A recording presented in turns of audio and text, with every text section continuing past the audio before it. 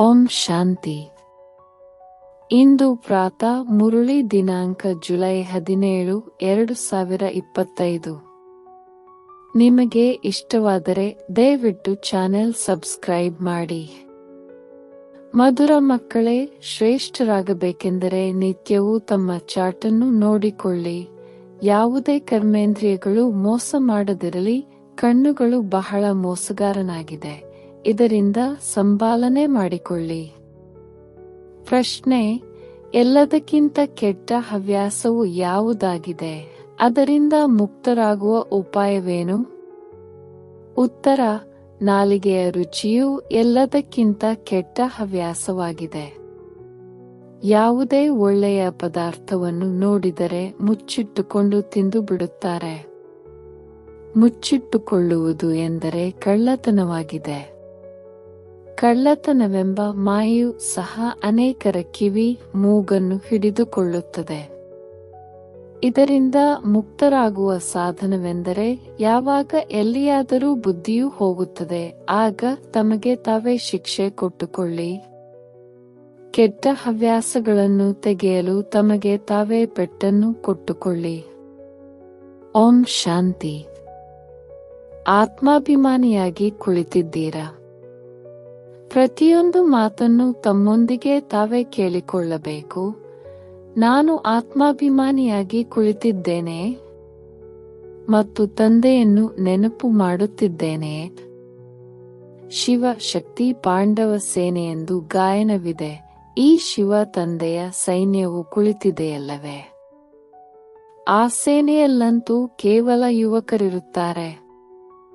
ವೃದ್ಧರು, ಮಕ್ಕಳು ಮೊದಲಾದವರು ಇರುವುದಿಲ್ಲ. ಈ ಸೈನ್ಯದಲ್ಲಿ ಮಕ್ಕಳು, ವೃದ್ಧರು, ಯುವಕರು ಎಲ್ಲರೂ ಕುಳಿತಿದ್ದೀರಿ.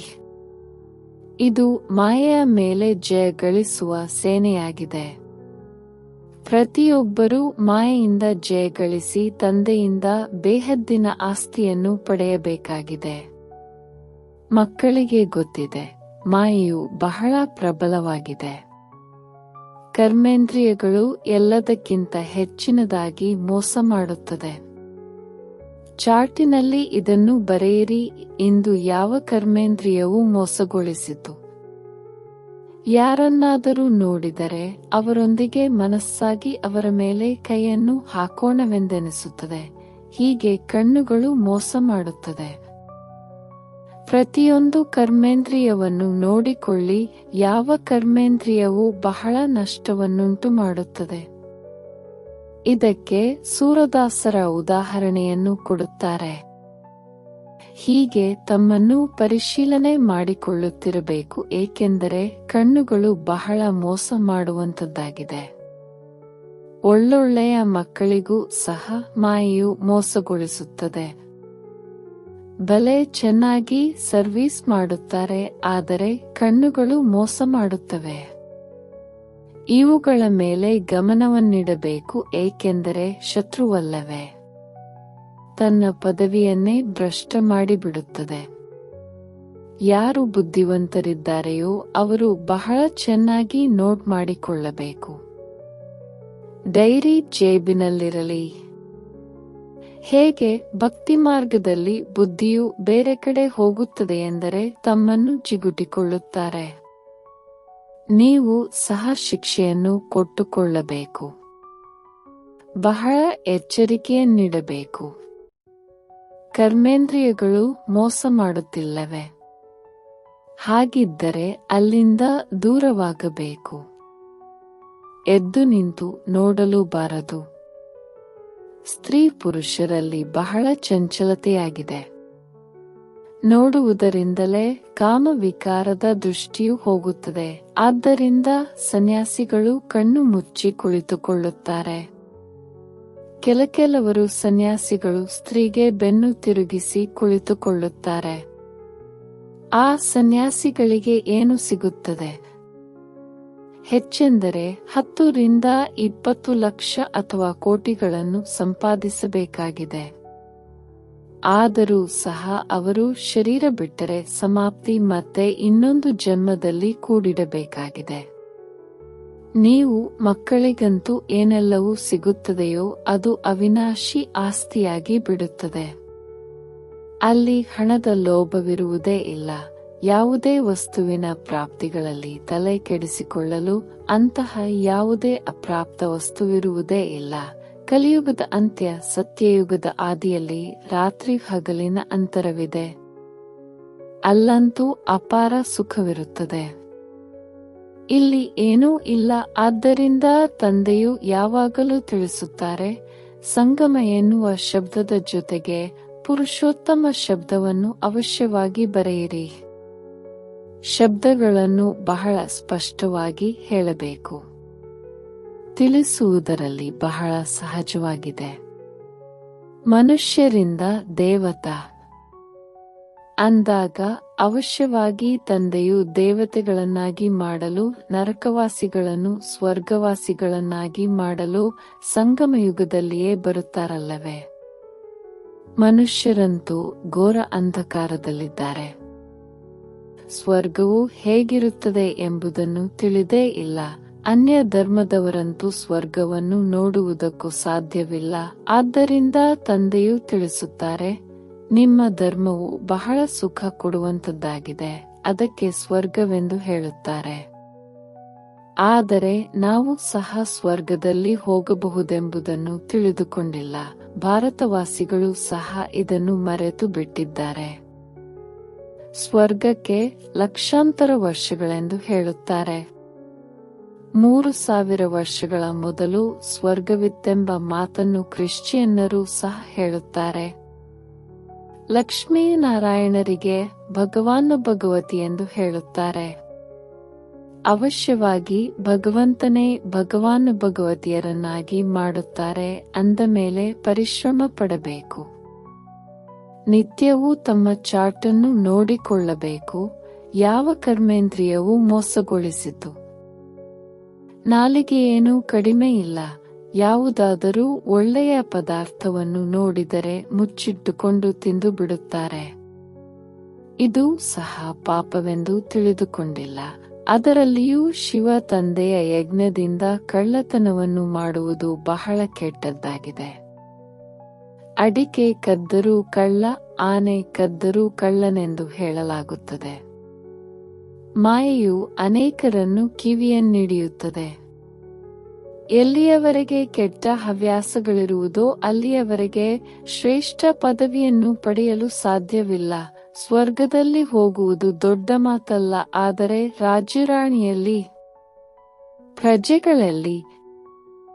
ಆದ್ದರಿಂದಲೇ ತಂದೆಯು ತಿಳಿಸುತ್ತಾರೆ, ಕರ್ಮೇಂದ್ರಿಯಗಳನ್ನು ಪರಿಶೀಲನೆ ಮಾಡಿಕೊಳ್ಳಿ. ಯಾವುದೇ ಕರ್ಮೇಂದ್ರಿಯವೂ ಮೋಸ ಮಾಡುತ್ತಿಲ್ಲವೇ? ಲೆಕ್ಕ ಪತ್ರವನ್ನಿಡಬೇಕು. ಇದು ವ್ಯಾಪಾರವಲ್ಲವೇ? ತಂದೆಯು ತಿಳಿಸುತ್ತಾರೆ, ನನ್ನೊಂದಿಗೆ ವ್ಯಾಪಾರ ಮಾಡಬೇಕು. ಶ್ರೇಷ್ಠ ಪದವಿಯನ್ನು ಪಡೆಯಬೇಕೆಂದರೆ ಶ್ರೀಮತದಂತೆ ನಡೆಯಿರಿ. ತಂದೆಯು ಆದೇಶ ನೀಡುತ್ತಾರೆ, ಅದರಲ್ಲಿಯೂ ಮಾಯೆಯು ವಿಘ್ನಗಳನ್ನು ಹಾಕುವುದು. ಕಾರ್ಯದಲ್ಲಿ ತರಲು ಬಿಡುವುದಿಲ್ಲ. ತಂದೆಯು ತಿಳಿಸುತ್ತಾರೆ, ಮಕ್ಕಳೇ, ಇದನ್ನು ಮರೆಯಬೇಡಿ. ಹುಡುಗಾಟಿಕೆ ಮಾಡುವುದರಿಂದ ನಂತರ ಬಹಳ ಪಶ್ಚಾತ್ತಾಪ ಪಡುವಿರಿ ಎಂದು ಶ್ರೇಷ್ಠ ಪದವಿಯನ್ನು ಪಡೆಯುವುದಿಲ್ಲ. ಈಗಂತೂ ನಾವು ನರನಿಂದ ನಾರಾಯಣರಾಗುತ್ತೇವೆಂದು ಖುಷಿಯಿಂದ ಹೇಳುತ್ತೀರಿ. ಆದರೆ ತಮ್ಮೊಂದಿಗೆ ಕೇಳಿಕೊಳ್ಳುತ್ತಾ ಇರಿ, ಈ ಕರ್ಮೇಂದ್ರಿಯಗಳು ಮೋಸ ಮಾಡುತ್ತಿಲ್ಲವೇ? ತಮ್ಮ ಉನ್ನತಿ ಮಾಡಿಕೊಳ್ಳಬೇಕೆಂದರೆ ತಂದೆಯು ಯಾವ ಆದೇಶ ನೀಡುವರೋ ಅದನ್ನು ಕಾರ್ಯದಲ್ಲಿ ತನ್ನಿ. ಇಡೀ ದಿನದ ಚಾರ್ಟನ್ನು ನೋಡಿಕೊಳ್ಳಿ. ತಪ್ಪುಗಳಂತೂ ಬಹಳಷ್ಟು ಆಗುತ್ತಿರುತ್ತವೆ. ಕಣ್ಣುಗಳು ಮೋಸ ಮಾಡುತ್ತವೆ. ಇವರಿಗೆ ತಿನ್ನಿಸಲೇ, ಉಡುಗೊರೆಯನ್ನು ಕೊಡಲೇ ಎಂದು ದಯೆ ಬರುತ್ತದೆ. ಇದರಿಂದ ತಮ್ಮ ಬಹಳಷ್ಟು ಹಣವನ್ನು ವ್ಯರ್ಥ ಮಾಡುತ್ತಾರೆ. ಮಾಲೆಯ ಮಣಿಯಾಗುವುದರಲ್ಲಿ ಬಹಳ ಪರಿಶ್ರಮವಿದೆ. 8 ರತ್ನಗಳು ಮುಖ್ಯವಾಗಿವೆ, ನವರತ್ನಗಳೆಂದು ಹೇಳುತ್ತಾರೆ. ಒಂದು ತಂದೆಯಾಗಿದ್ದಾರೆ, ಉಳಿದವು 8 ಮಣಿಗಳಾಗಿವೆ. ಮಧ್ಯದಲ್ಲಿ ತಂದೆಯ ಚಿಹ್ನೆಯೂ ಬೇಕಲ್ಲವೇ? ಯಾವುದಾದರೂ ಗ್ರಹಚಾರವು ಕುಳಿತುಕೊಂಡಾಗ ನವರತ್ನಗಳ ಉಂಗುರವನ್ನು ಹಾಕಿಸುತ್ತಾರೆ. ಇಷ್ಟೊಂದು ಮಂದಿ ಪುರುಷಾರ್ಥ ಮಾಡುವುದರಲ್ಲಿ ಪಾಸ್ವಿಧಾನರ್ ಆಗುವವರು ಕೇವಲ 8 ಮಂದಿ ಮಾತ್ರ. ಉಳಿದಂತೆ ಯಾವ ಒಂದು 100ರ ಮಾಲೆ ಇದೆಯೋ ಅವರಿಗೂ ಸಹ ಅಲ್ಪ ಸ್ವಲ್ಪ ಶಿಕ್ಷೆಯು ಸಿಗುತ್ತದೆ. 8 ರತ್ನಗಳಿಗೆ ಬಹಳ ಮಹಿಮೆ ಇದೆ. ದೇಹಾಭಿಮಾನದಲ್ಲಿ ಬರುವುದರಿಂದಲೇ ಕರ್ಮೇಂದ್ರಿಯಗಳು ಬಹಳ ಮೋಸ ಮಾಡುತ್ತವೆ. ತಲೆಯ ಮೇಲೆ ಬಹಳ ಪಾಪದ ಹೊರೆ ಇದೆ. ದಾನ ಪುಣ್ಯ ಮಾಡಿದರೆ ಪಾಪವು ಕಳೆಯುವುದೆಂದು ಭಕ್ತಿಯಲ್ಲಿಯೂ ಚಿಂತೆಯಿರುತ್ತದೆ. ಸತ್ಯಯುಗದಲ್ಲಿ ಯಾವುದೇ ಚಿಂತೆ ಇರುವುದಿಲ್ಲ, ಏಕೆಂದರೆ ಅಲ್ಲಿ ರಾವಣ ರಾಜ್ಯವೇ ಇಲ್ಲ. ಒಂದು ವೇಳೆ ಅಲ್ಲಿಯೂ ಸಹ ಇಂತಹ ಮಾತುಗಳಿದ್ದರೆ ನರಕ ಮತ್ತು ಸ್ವರ್ಗದಲ್ಲಿ ಏನೂ ಅಂತರವೇ ಇರುವುದಿಲ್ಲ. ನೀವು ಇಷ್ಟೊಂದು ಶ್ರೇಷ್ಠ ಪದವಿಯನ್ನು ಪಡೆಯುವುದಕ್ಕಾಗಿ ನಿಮಗೆ ಭಗವಂತನೇ ಓದಿಸುತ್ತಾರೆ. ತಂದೆಯ ನೆನಪು ಬರಲಿಲ್ಲವೆಂದರೆ ಓದಿಸುವ ಶಿಕ್ಷಕರ ನೆನಪಾದರೂ ಮಾಡಿ. ಬಲೆ ಈ ನೆನಪನ್ನಾದರೂ ಮಾಡಿ. ನಮ್ಮ ಒಬ್ಬರೇ ತಂದೆಯು ಸದ್ಗುರುವೂ ಆಗಿದ್ದಾರೆ. ಮನುಷ್ಯರು ಆಸುರಿ ಮತದಂತೆ ತಂದೆಯನ್ನು ಎಷ್ಟು ತಿರಸ್ಕಾರ ಮಾಡಿದ್ದಾರೆ. ಈಗ ತಂದೆ ಎಲ್ಲರ ಮೇಲೆ ಉಪಕಾರ ಮಾಡುತ್ತಾರೆ. ನೀವು ಮಕ್ಕಳು ಸಹ ಉಪಕಾರ ಮಾಡಬೇಕು. ಯಾರ ಮೇಲೂ ಅಪಕಾರವಾಗಲಿ ಕುದೃಷ್ಟಿಯಾಗಲಿ ಇರಬಾರದು. ಇದರಿಂದ ತಮ್ಮದೇ ನಷ್ಟ ಮಾಡಿಕೊಳ್ಳುತ್ತೀರಿ. ಆ ವೈಬ್ರೇಷನ್ ಮತ್ತೆ ಅನ್ಯರ ಮೇಲೂ ಪ್ರಭಾವ ಬೀರುತ್ತದೆ. ಇದು ಬಹಳ ದೊಡ್ಡ ಗುರಿಯಾಗಿದೆ. ನಿತ್ಯವೂ ತಮ್ಮ ಲೆಕ್ಕಪತ್ರವನ್ನು ನೋಡಿಕೊಳ್ಳಿ. ಯಾವುದೇ ವಿಕರ್ಮವನ್ನು ಮಾಡಲಿಲ್ಲವೇ? ಇದು ವಿಕರ್ಮಿ ಪ್ರಪಂಚ, ವಿಕರ್ಮಿ ಸಂವತ್ಸರವಾಗಿದೆ. ವಿಕರ್ಮಾಜೀತ ದೇವತೆಗಳ ಸಂವತ್ಸರದ ಬಗ್ಗೆ ಯಾರಿಗೂ ತಿಳಿದಿಲ್ಲ. ತಂದೆಯು ತಿಳಿಸುತ್ತಾರೆ, ವಿಕರ್ಮಾಜೀತ ಸಂವತ್ಸರವು ಕಳೆದು 5000 ವರ್ಷಗಳಾಯಿತು. ನಂತರ ವಿಕರ್ಮ ಸಂವತ್ಸರವು ಆರಂಭವಾಗುತ್ತದೆ. ರಾಜರು ಸಹ ವಿಕರ್ಮಗಳನ್ನೇ ಮಾಡುತ್ತಿರುತ್ತಾರೆ. ಆದ್ದರಿಂದಲೇ ತಂದೆಯು ತಿಳಿಸುತ್ತಾರೆ, ಕರ್ಮ ಅಕರ್ಮ ವಿಕರ್ಮದ ಗತಿಯನ್ನು ನಾನು ನಿಮಗೆ ತಿಳಿಸುತ್ತೇನೆ. ರಾವಣ ರಾಜ್ಯದಲ್ಲಿ ನಿಮ್ಮ ಕರ್ಮವು ವಿಕರ್ಮವಾಗುತ್ತದೆ. ಸತ್ಯಯುಗದಲ್ಲಿ ಕರ್ಮಗಳು ಅಕರ್ಮವಾಗುತ್ತದೆ, ವಿಕರ್ಮವಾಗುವುದಿಲ್ಲ. ಅಲ್ಲಿ ವಿಕರ್ಮದ ಹೆಸರೇ ಇರುವುದಿಲ್ಲ. ಈ ಜ್ಞಾನದ 3ನೆಯ ನೇತ್ರವು ಈಗ ಸಿಕ್ಕಿದೆ. ನೀವು ಮಕ್ಕಳು ತಂದೆಯ ಮೂಲಕ ತ್ರಿನೇತ್ರಿ ತ್ರಿಕಾಲದರ್ಶಿಗಳಾಗಿದ್ದೀರಿ. ಯಾವುದೇ ಮನುಷ್ಯರು ಈ ರೀತಿ ಮಾಡಲು ಸಾಧ್ಯವಿಲ್ಲ. ಮಾಡುವವರು ತಂದೆಯಾಗಿದ್ದಾರೆ. ಮೊದಲು ಆಸ್ತಿಕರಾದಾಗಲೇ ತ್ರಿನೇತ್ರಿ ತ್ರಿಕಾಲದರ್ಶಿಗಳಾಗುವಿರಿ. ಇಡೀ ನಾಟಕದ ರಹಸ್ಯ ಮೂಲವತನ, ಸೂಕ್ಷ್ಮವತನ, 84 ಜನ್ಮಗಳ ಚಕ್ರವು ಎಲ್ಲವೂ ಬುದ್ಧಿಯಲ್ಲಿದೆ. ನಂತರದಲ್ಲಿ ಅನ್ಯ ಧರ್ಮಗಳು ಬರುತ್ತವೆ. ವೃದ್ಧಿ ಹೊಂದುತ್ತಿರುತ್ತಾರೆ. ಆ ಧರ್ಮ ಸ್ಥಾಪಕರಿಗೆ ಗುರುಗಳೆಂದು ಹೇಳುವುದಿಲ್ಲ. ಸರ್ವರ ಸದ್ಗತಿ ಮಾಡುವ ಸದ್ಗುರು ಒಬ್ಬರೇ ಆಗಿದ್ದಾರೆ. ಉಳಿದವರು ಯಾರೂ ಸಹ ಸದ್ಗತಿ ಮಾಡಲು ಬರುವುದಿಲ್ಲ. ಅವರು ಕೇವಲ ಧರ್ಮ ಸ್ಥಾಪಕರಾಗಿದ್ದಾರೆ. ಕ್ರೈಸ್ತನನ್ನು ನೆನಪು ಮಾಡುವುದರಿಂದ ಸದ್ಗತಿಯಾಗುತ್ತದೆ? ಏನೂ ಇಲ್ಲ. ಅವರೆಲ್ಲರೂ ಭಕ್ತಿಯ ಸಾಲಿನಲ್ಲಿದ್ದಾರೆಂದು ಹೇಳಲಾಗುತ್ತದೆ. ಜ್ಞಾನದ ಸಾಲಿನಲ್ಲಿ ಕೇವಲ ನೀವೇ ಇದ್ದೀರಿ, ಮಾರ್ಗದರ್ಶಕರಾಗಿದ್ದೀರಿ. ಅವರೆಲ್ಲರಿಗೆ ಶಾಂತಿಧಾಮ, ಸುಖಧಾಮದ ಮಾರ್ಗವನ್ನು ತಿಳಿಸಿ. ತಂದೆಯು ಮುಕ್ತಿದಾತ, ಮಾರ್ಗದರ್ಶಕನಾಗಿದ್ದಾರೆ. ಆ ತಂದೆಯನ್ನು ನೆನಪು ಮಾಡುವುದರಿಂದಲೇ ವಿಕರ್ಮಗಳು ವಿನಾಶವಾಗುತ್ತವೆ. ನೀವು ಮಕ್ಕಳೀಗ ವಿಕರ್ಮ ವಿನಾಶ ಮಾಡಿಕೊಳ್ಳುವ ಪುರುಷಾರ್ಥವನ್ನು ಮಾಡುತ್ತಿದ್ದೀರಿ. ಆದ್ದರಿಂದ ನೀವು ಇದನ್ನು ಗಮನದಲ್ಲಿಟ್ಟುಕೊಳ್ಳಬೇಕಾಗಿದೆ. ಒಂದು ಕಡೆ ಪುರುಷಾರ್ಥ, ಇನ್ನೊಂದು ಕಡೆ ವಿಕರ್ಮವಾಗದಿರಲಿ. ಪುರುಷಾರ್ಥದ ಜೊತೆಗೆ ವಿಕರ್ಮ ಮಾಡಿದಿರೆಂದರೆ 100 ಪಟ್ಟು ಶಿಕ್ಷೆಯಾಗುವುದು. ಎಷ್ಟು ಸಾಧ್ಯವೋ ಅಷ್ಟು ವಿಕರ್ಮಗಳನ್ನು ಮಾಡಬೇಡಿ. ಇಲ್ಲವಾದರೆ ವಿಕರ್ಮಗಳ ಖಾತೆಯು ಹೆಚ್ಚುತ್ತಾ ಹೋಗುವುದು. ಹೆಸರನ್ನು ಹಾಳು ಮಾಡುತ್ತೀರಿ. ಭಗವಂತನೇ ನಮಗೆ ಓದಿಸುತ್ತಾರೆಂದು ನಿಮಗೆ ಗೊತ್ತಿದೆ. ಅಂದ ಮೇಲೆ ಪುನಃ ಯಾವುದೇ ವಿಕರ್ಮ ಮಾಡಬಾರದು. ಕಳ್ಳತನವು ಚಿಕ್ಕದಾಗಿರಲಿ ದೊಡ್ಡದಾಗಿರಲಿ ಪಾಪವಂತೂ ಆಗುತ್ತದೆಯಲ್ಲವೇ? ಈ ಕಣ್ಣುಗಳು ಬಹಳ ಮೋಸ ಮಾಡುತ್ತದೆ. ತಂದೆಯು ಮಕ್ಕಳ ಚಲನೆಯಿಂದಲೇ ಅರಿತುಕೊಳ್ಳುತ್ತಾರೆ. ಆದ್ದರಿಂದ ಎಂದಿಗೂ ಸಂಕಲ್ಪದಲ್ಲಿಯೂ ಬರಬಾರದು, ಇವರು ನನ್ನ ಸ್ತ್ರೀಯಾಗಿದ್ದಾರೆಂದು.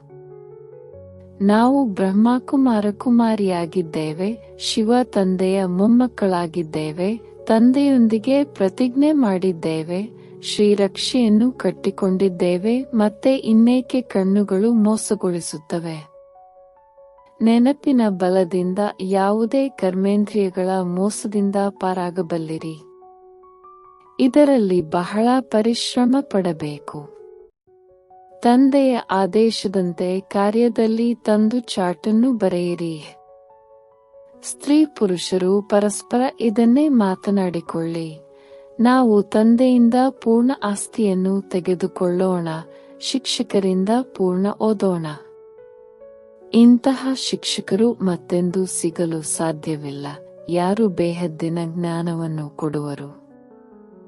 ಇದು ಲಕ್ಷ್ಮೀನಾರಾಯಣರಿಗೆ ಗೊತ್ತಿಲ್ಲ ಅಂದ ಮೇಲೆ ಅವರ ನಂತರ ಬರುವವರಿಗೆ ಏನು ತಿಳಿದಿರುತ್ತದೆ? ತಂದೆಯು ತಿಳಿಸುತ್ತಾರೆ, ಈ ಸೃಷ್ಟಿಯ ಆದಿ ಮಧ್ಯಾಂತ್ಯದ ಜ್ಞಾನವನ್ನು ಕೇವಲ ನೀವು ಸಂಗಮಯುಗದಲ್ಲಿ ತಿಳಿದುಕೊಳ್ಳುತ್ತೀರಿ. ಹೀಗೆ ಮಾಡಿ ಹಾಗೆ ಮಾಡಿ ಎಂದು ತಂದೆಯು ಬಹಳಷ್ಟು ತಿಳಿಸುತ್ತಾರೆ. ಆದರೆ ಇಲ್ಲಿಂದ ಹೋದರೆಂದರೆ ಎಲ್ಲವೂ ಸಮಾಪ್ತಿಯಾಗುತ್ತದೆ. ಶಿವ ತಂದೆಯು ನಮಗೆ ಹೇಳುತ್ತಾರೆಂದು ತಿಳಿದುಕೊಳ್ಳುವುದೇ ಇಲ್ಲ. ಯಾವಾಗ ಶಿವ ತಂದೆಯು ತಿಳಿಸುತ್ತಾರೆಂದೇ ತಿಳಿದುಕೊಳ್ಳಿ. ಇವರ ಭಾವಚಿತ್ರವನ್ನು ಇಟ್ಟುಕೊಳ್ಳಬೇಡಿ. ಕೇವಲ ಈ ರಥವನ್ನು ಬ್ರಹ್ಮ ಲೋನ್ ಆಗಿ ತೆಗೆದುಕೊಂಡಿದ್ದೇನೆ. ಇವರು ಪುರುಷಾರ್ಥಿಯಾಗಿದ್ದಾರೆ. ನಾನು ತಂದೆಯಿಂದ ಆಸ್ತಿಯನ್ನು ತೆಗೆದುಕೊಳ್ಳುತ್ತಿದ್ದೇನೆ ಎಂದು ಇವರು ಹೇಳುತ್ತಾರೆ. ನಿಮ್ಮ ತರಹ ಇವರು ಸಹ ವಿದ್ಯಾರ್ಥಿ ಜೀವನದಲ್ಲಿದ್ದಾರೆ. ಮುಂದೆ ಹೋದಂತೆ ನಿಮ್ಮ ಮಹಿಮೆಯು ಹೆಚ್ಚುತ್ತಾ ಹೋಗುವುದು. ಈಗಂತೂ ನೀವು ಪೂಜ್ಯ ದೇವತೆಗಳಾಗಲು ಓದುತ್ತೀರಿ. ನಂತರ ಸತ್ಯಯುಗದಲ್ಲಿ ದೇವತೆಗಳಾಗುವಿರಿ. ಇವೆಲ್ಲ ಮಾತುಗಳನ್ನು ತಂದೆಯ ವಿನಾ ಮತ್ಯಾರೂ ತಿಳಿಸಲು ಸಾಧ್ಯವಿಲ್ಲ. ಯಾರ ಅದೃಷ್ಟದಲ್ಲಿಲ್ಲವೋ ಅವರಿಗೆ ಈ ಸಂಶಯವು ಉದ್ಭವವಾಗುತ್ತದೆ. ಶಿವ ತಂದೆಯು ಬಂದು ಹೇಗೆ ಓದಿಸುತ್ತಾರೆ? ನಾನು ಇದನ್ನು ಒಪ್ಪುವುದಿಲ್ಲ ಎಂದು ಶಂಕಿಸುತ್ತಾರೆ. ಒಪ್ಪುವುದೇ ಇಲ್ಲವೆಂದಾಗ ಮತ್ತೆ ಶಿವ ತಂದೆಯನ್ನು ಹೇಗೆ ನೆನಪು ಮಾಡುವರು? ವಿಕರ್ಮಗಳು ವಿನಾಶವಾಗುವುದೇ ಇಲ್ಲ. ಈ ರಾಜಧಾನಿಯು ನಂಬರ್ ವಾರ್ ಆಗಿ ಸ್ಥಾಪನೆಯಾಗುತ್ತಿದೆ.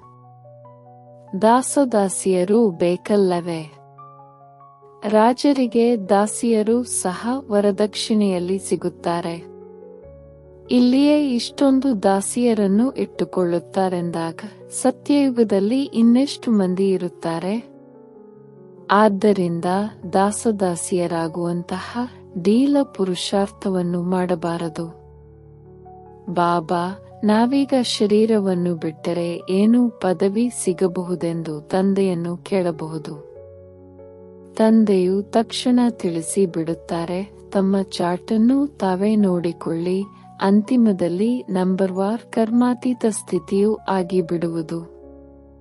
ಇದು ಸತ್ಯ ಸಂಪಾದನೆಯಾಗಿದೆ. ಆ ಸಂಪಾದನೆಯಲ್ಲಾದರೆ ರಾತ್ರಿ ಹಗಲು ಎಷ್ಟೊಂದು ಬ್ಯುಸಿಯಾಗಿರುತ್ತಾರೆ.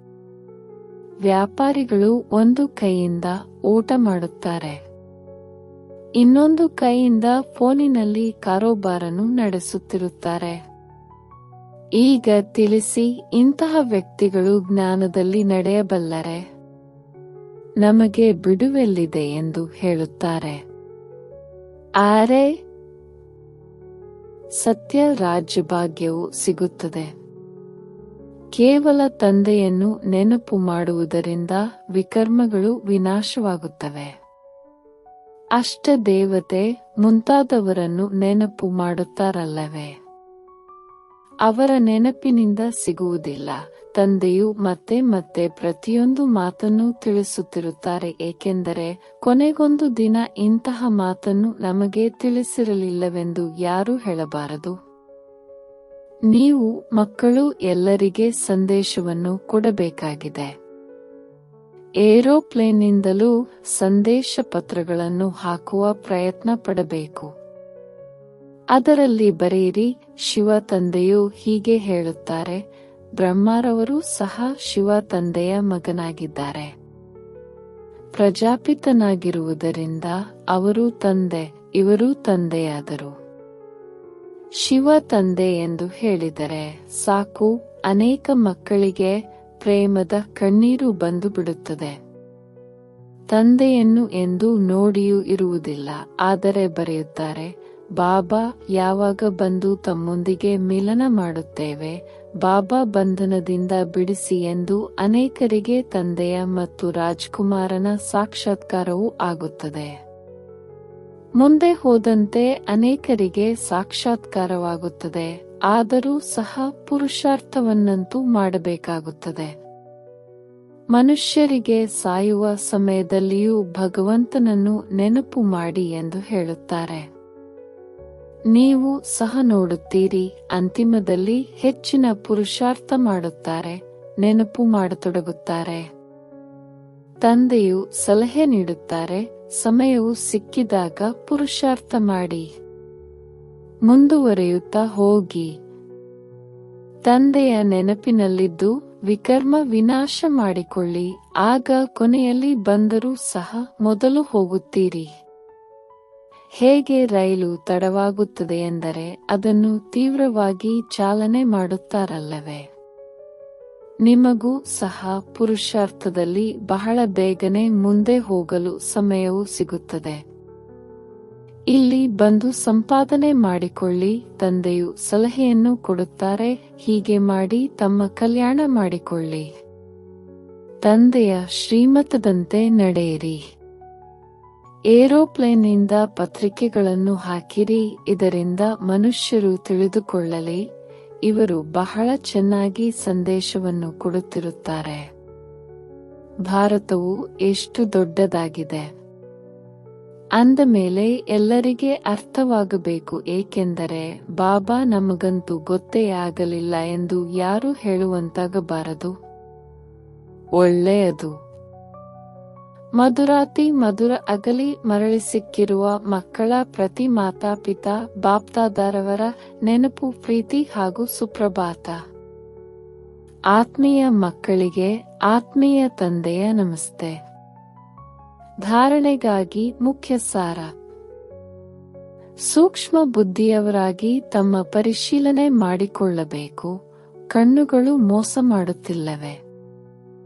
ಯಾವುದೇ ಕರ್ಮೇಂದ್ರಿಯಕ್ಕೆ ವಶರಾಗಿ ಉಲ್ಟಾ ಕರ್ಮವನ್ನು ಮಾಡಬಾರದು. ನೆನಪಿನ ಬಲದಿಂದ ಕರ್ಮೇಂದ್ರಿಯಗಳ ಮೋಸದಿಂದ ಮುಕ್ತರಾಗಬೇಕಾಗಿದೆ. ಈ ಸತ್ಯ ಸಂಪಾದನೆಗಾಗಿ ಸಮಯವನ್ನು ತೆಗೆಯಬೇಕಾಗಿದೆ. ತಡವಾಗಿ ಬಂದರೂ ಸಹ ಪುರುಷಾರ್ಥದಿಂದ ತೀವ್ರವಾಗಿ ಮುಂದೆ ಹೋಗಬೇಕಾಗಿದೆ. ಇದು ವಿಕರ್ಮ ವಿನಾಶ ಮಾಡಿಕೊಳ್ಳುವ ಸಮಯವಾಗಿದೆ, ಆದ್ದರಿಂದ ಯಾವುದೇ ವಿಕರ್ಮ ಮಾಡಬಾರದು. ವರದಾನ. ಬಾಲಕ್ಸೋ ಮಾಲಿಕ್ನ ಪಾಠದ ಮೂಲಕ ನಿರಹಂಕಾರಿ ಮತ್ತು ನಿರಾಕಾರಿ ಭವ. ಬಾಲಕರಾಗುವುದು ಅರ್ಥಾತ್ ಹದ್ದಿನ ಜೀವನದ ಪರಿವರ್ತನೆ ಆಗುವುದು. ಯಾರು ಎಷ್ಟೇ ದೊಡ್ಡ ದೇಶದ ಮಾಲೀಕರಾಗಿರಬಹುದು, ಧನ ಮತ್ತು ಪರಿವಾರದ ಮಾಲೀಕರಾಗಿರುವಿರಿ, ಆದರೆ ತಂದೆಯ ಮುಂದೆ ಎಲ್ಲರೂ ಬಾಲಕರು. ನೀವು ಬ್ರಾಹ್ಮಣ ಮಕ್ಕಳು ಸಹ ಬಾಲಕರಾಗುವಿರೆಂದರೆ ನಿಶ್ಚಿಂತ ಚಕ್ರವರ್ತಿಗಳು ಮತ್ತು ಭವಿಷ್ಯದಲ್ಲಿ ವಿಶ್ವದ ಮಾಲೀಕರಾಗುವಿರಿ. ಬಾಲಕ್ ಸೋ ಮಾಲಿಕ್ ಆಗಿರುವೆ. ಈ ಸ್ಮೃತಿ ಸದಾ ನಿರಹಂಕಾರಿ ನಿರಾಕಾರಿ ಸ್ಥಿತಿಯ ಅನುಭವವನ್ನು ಮಾಡಿಸುವುದು. ಬಾಲಕ ಅರ್ಥಾತ್ ಮಗುವಾಗುವುದು ಅಂದರೆ ಮಾಯೆಯಿಂದ ರಕ್ಷಿಸಲ್ಪಡುವುದು. ಸ್ಲೋಗನ್: ಪ್ರಸನ್ನತೆಯೇ ಬ್ರಾಹ್ಮಣ ಜೀವನದ ವ್ಯಕ್ತಿತ್ವವಾಗಿದೆ. ಆದ್ದರಿಂದ ಸದಾ ಪ್ರಸನ್ನಚಿತ್ತರಾಗಿರಿ. ಅವ್ಯಕ್ತ ಸೂಚನೆ: ಸಂಕಲ್ಪ ಶಕ್ತಿಯನ್ನು ಜಮಾ ಮಾಡಿ ಶ್ರೇಷ್ಠ ಸೇವೆಗೆ ನಿಮಿತ್ತರಾಗಿ. ಯಾವ ಕೆಲಸವನ್ನು ಇಂದಿನ ಅನೇಕ ಪದಮಾಪತಿಗಳು ಮಾಡಲು ಸಾಧ್ಯವಿಲ್ಲ. ಅದು ನಿಮ್ಮ ಒಂದು ಸಂಕಲ್ಪ ಆತ್ಮಗಳನ್ನು ಪದಮಾಪದಂಪತಿ ಮಾಡಬಹುದು. ಆದ್ದರಿಂದ ಶ್ರೇಷ್ಠ ಸಂಕಲ್ಪಗಳ ಶಕ್ತಿಯನ್ನು ಜಮಾ ಮಾಡಿ. ಶ್ರೇಷ್ಠ ಸಂಕಲ್ಪಗಳ ಶಕ್ತಿಯನ್ನು ಈ ರೀತಿ ಸ್ವಚ್ಛ ಮಾಡಿ, ಯಾವುದರಲ್ಲಿ ಸ್ವಲ್ಪವೂ ಸಹ ವ್ಯರ್ಥದ ಅಸ್ವಚ್ಛತೆಯೂ ಸಹ ಇರದಿರಲಿ. ಆಗ ಈ ಶಕ್ತಿ ಅದ್ಭುತದ ಕೆಲಸ ಮಾಡುವುದು.